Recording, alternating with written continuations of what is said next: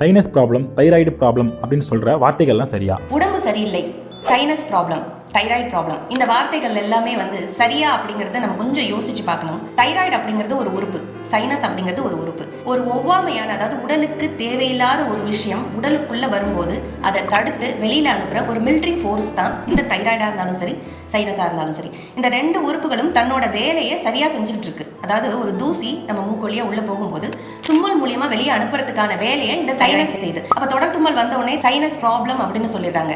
எப்படி நம்ம உடல்ல இருக்கிற கழிவுகளை வெளியேற்றும் முறையை நோய் அப்படின்னு புரிஞ்சுக்கிறோமோ, அதே மாதிரி தான் தைராய்டு தன்னோட வேலையை சரியா செஞ்சுட்டு இருக்கு, அதை நம்ம நோய் அப்படின்னு புரிஞ்சுக்கிறோம். அதே மாதிரி உடம்பு சரியில்லை அப்படிங்கிற வாக்கியமே மிகவும் தவறான ஒரு விஷயம். அதாவது உடம்பு எப்பவுமே சரியா தான் இருக்கு, உடல் எது செஞ்சாலும் சரியானதை மட்டும்தான் செய்யும். ஆனால் நாம தான் அதை தவறா புரிஞ்சுக்கிட்டு அதுக்கு எதிரான எல்லா வேலைகளையும் செஞ்சுட்டு இருக்கோம்.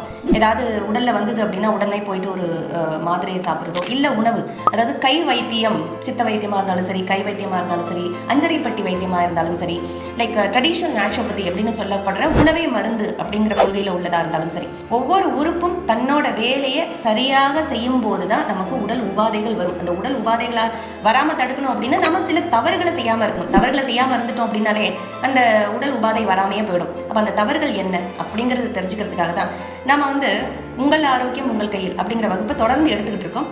ஆர்வம் உள்ளவங்க இணைஞ்சுக்கலாம். உங்கள் உடல் மற்றும் மனம் சார்ந்த எல்லா விதமான நோய்களிலிருந்தும் முற்றிலும் விடுதலை பெறுவதற்கு காஸ்மோ கிளாசிக்கல் அக்கோ ஹீலிங் சென்டர்.